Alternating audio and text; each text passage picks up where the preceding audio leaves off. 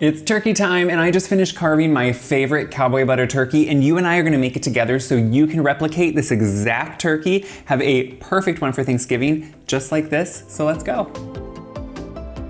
If you haven't roasted a turkey before, or if this is something that you want to learn more about, I want you to feel so confident after this. So I'm going to show you the nitty-gritty. It's not always pretty to see. There can be juices, there can be insides of a turkey that maybe you're not used to, but I don't want you to be scared. I want you to look at this if you're wanting to roast on Thanksgiving and think, and know after you watch this, I can do that. If Caleb can do that, that's me.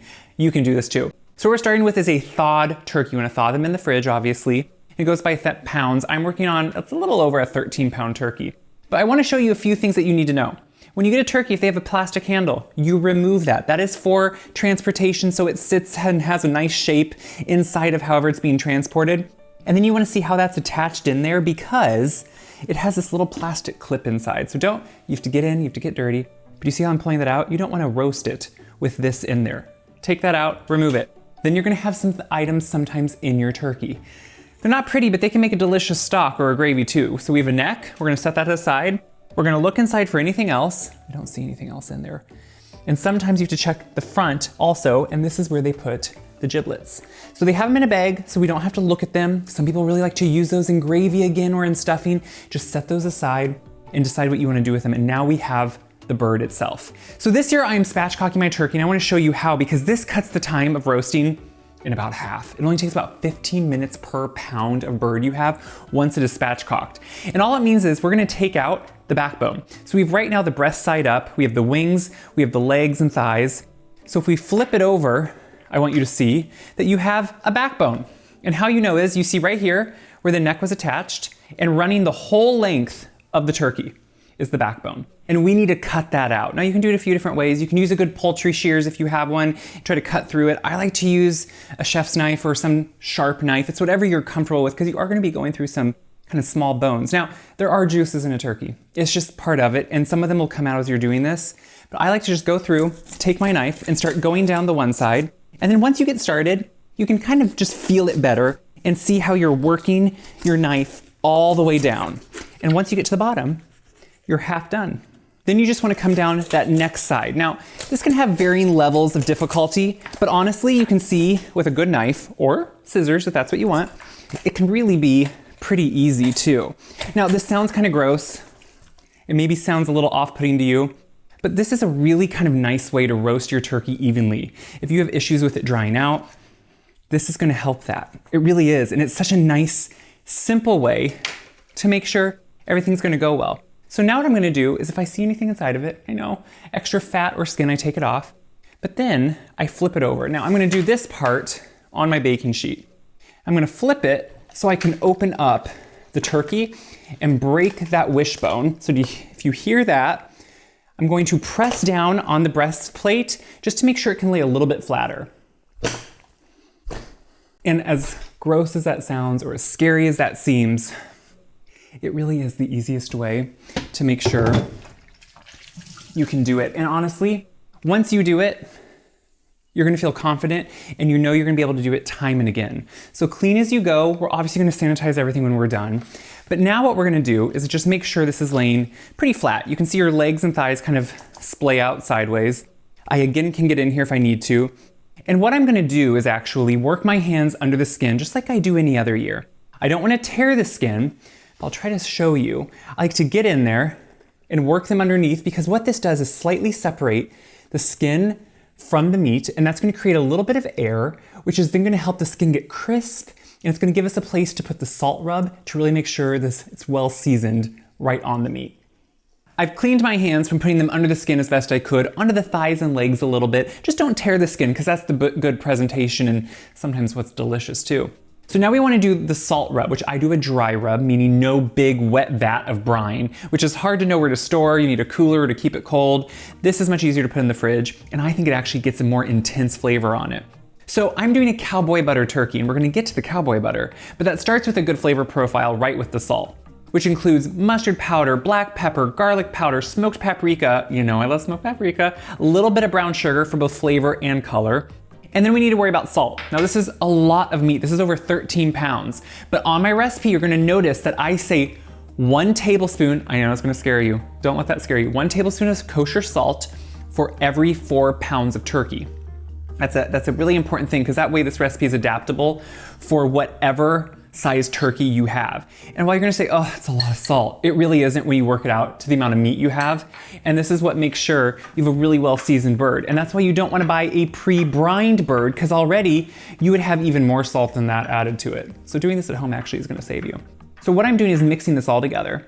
Look at that beautiful mixture. And if you were here, you would smell. Now, it smells so good and has such a great aroma. But what we wanna do now is work as much of it under the skin as we can, directly onto the meat, and then on top underneath also. So to do that, I'm just gonna lift a little bit as I can, pass some of this on my fingers up underneath, and just start rubbing it right onto the meat itself, all over. I'm finishing by just sprinkling the remaining, you use all that salt mixture on the outside here of the skin. I did it underneath the skin, on the underside. And now what we're gonna do is just place this in the fridge uncovered, and that is extremely important because it's gonna be air chilled, meaning it's gonna dry out the skin slightly, but the salt is gonna add so much moisture to the meat. But that skin drying out means when it roasts, it's gonna get crispy, delicious. So we're gonna put this in the fridge with nothing touching it on any sides. And then tomorrow, because I like to do it for about at least 24 hours, if not up to 48, we are gonna roast this thing with the best cowboy butter you have tasted. It's been a day, and that's because I wanted my turkey to brine. So you can see that it has sat in the fridge. I'm letting it come down to a little bit, take the chill off. And yes, juices are gonna pool. That's what happens. That's what you want to happen. So as that is sitting, we're gonna prepare what I call the cowboy butter, which is really an infused or compound butter with so many good flavors that are both gonna be slathered on the turkey and be in the basting liquid. So it does multi-purpose. So we're gonna start with 2 sticks of butter that we're gonna put right into our bowl. Now, this is at room temperature, but we're getting into a time of year where room temperature isn't even always the softest thing in my house in Iowa. So what I like to do first is you can see it's soft, but I like to just sit and really mash it together until it's very malleable and just kind of slightly whipped, because then everything else will mix in so much easier. So once it's just kind of easier to mix, you can see how it is, then I'm just ready to go to put everything else in. So now that I can easily just kind of work through it, I'm going to get everything ready. So it starts with herbs, just because this is what you want to have all the flavor that's gonna infuse even more goodness into the turkey as it's roasting and kind of really just amping up in the oven. So I have some thyme, I have some parsley, I have some rosemary, and I have a few chives. And what I like to just do is start running my knife through them pretty finely. So the thing is, when you start bringing these flavors together, you can already imagine what this turkey is gonna be like. We have just the essences of kind of everything that's good at Thanksgiving. But then we're adding in some elements that we don't always get at Thanksgiving, right? We don't always get some of these spices and flavors we're gonna use here. We usually get sage, we usually get thyme, maybe rosemary, and that's it. But what I'm gonna be adding to this butter is a whole other kind of beautiful symphony, should we say? Symphony of flavor. So once this is fairly well, kind of nicely mincely chopped, we're gonna just pop it right in. Look how beautiful that looks already. I love the fresh color.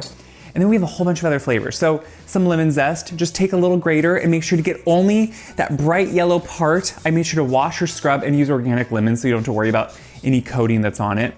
And then just turn it over and pop it right in there. Then we have a little bit of Worcestershire sauce. I know that sounds kind of odd, but the thing is, it has kind of this depth of flavor that you just cannot mimic. We have some Dijon mustard, which again, imagine these flavors all coming together. You're not gonna pick any one out. You're just gonna know they're kind of all there in the background, and that's the beauty of it. Some garlic powder. Now the reason I'm not using fresh garlic in this is that can just burn when it's on the outside of the turkey roasting in the oven. We just want that kind of sweet garlic flavor, which is what the powder does. And then a little bit of that smoked paprika that we used in the salt rub already. And again, that's just that smokiness. So now this takes a minute because it's butter, but we're just gonna work this all around and into the butter. And in no time, look at that beautiful compound butter you have. Now, visually, I will just take half of it and we're gonna put half of it in the basting liquid. So I'm just gonna grab out the pan that I'm gonna do my basting liquid in, take half of this mixture and put it right in there. The other half we're gonna use on the turkey. So this is for the basting liquid, set it aside, because basting just adds more flavor. And now we're gonna get the turkey ready before we rub the butter on. So for that, I'm just gonna take some onions that you can see, they are just, I'm leaving the skin on. This is just to add flavor to the roasting pan. Also what I like about putting vegetables underneath, instead of a rack, it elevates the turkey as it's roasting. So it's like, why not? Leaving the skins on, by the way, will add color and kind of just depth of flavor if you want to do a gravy. I always think if you can, why not? Just some big pieces of carrot. It's like, this is the best part about anything you add underneath. It's not about using them, it's about extruding all their flavor. So anything you can do that's just gonna get their flavor out. Chopping them up in small pieces. Look at this. It's beautiful, it's perfect. And now what we can do is take the turkey. You just want a roasting pan that cradles your turkey kind of perfectly, and you can see this does. Now obviously it's going to, you could do it on a big sheet pan too if you wanted to. I don't think you have to feel bad about that, whatever works for you.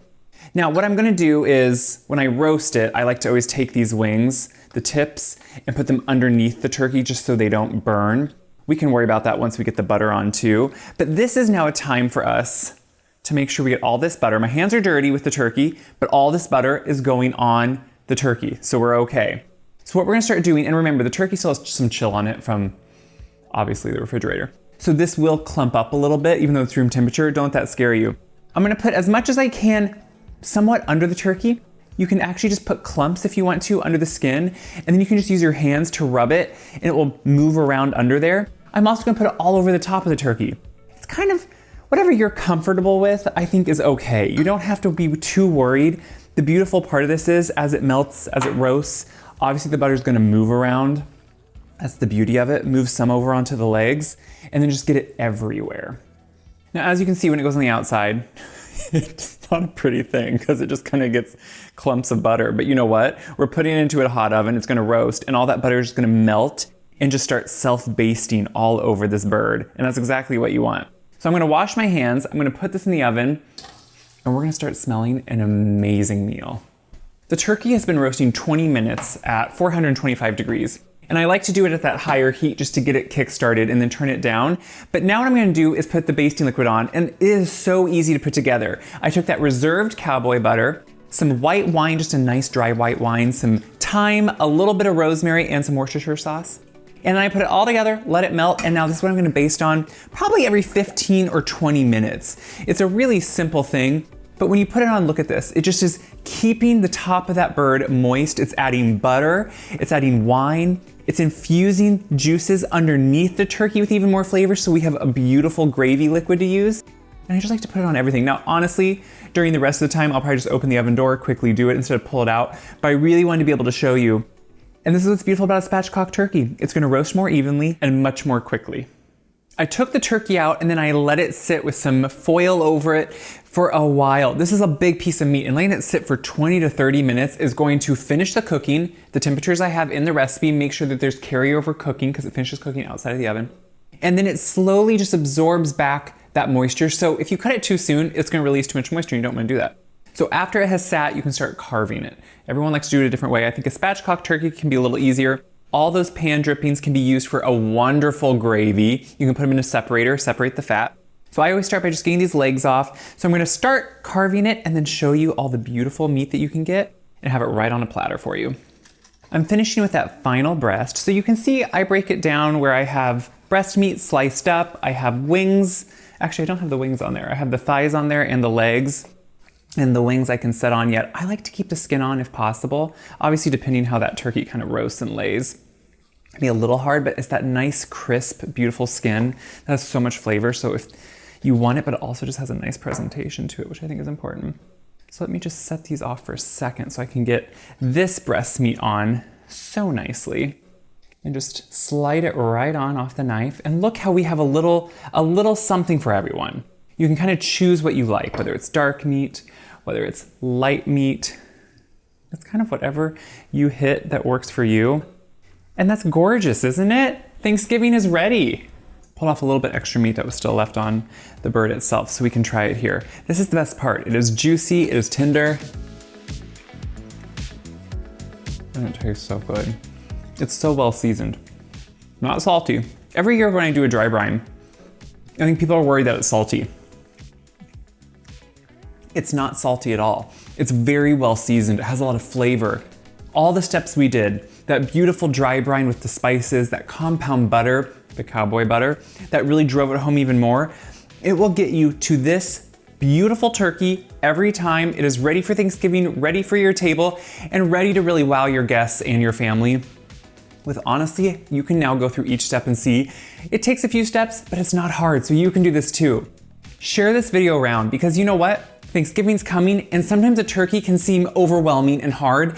I want it to be broken down, literally, so you can do it and anyone else can too. Check my website, wiseguy.com, for this recipe and every other Thanksgiving recipe you need. So many on there, it is Thanksgiving Central. So enjoy them, print them off, and have a happy Thanksgiving.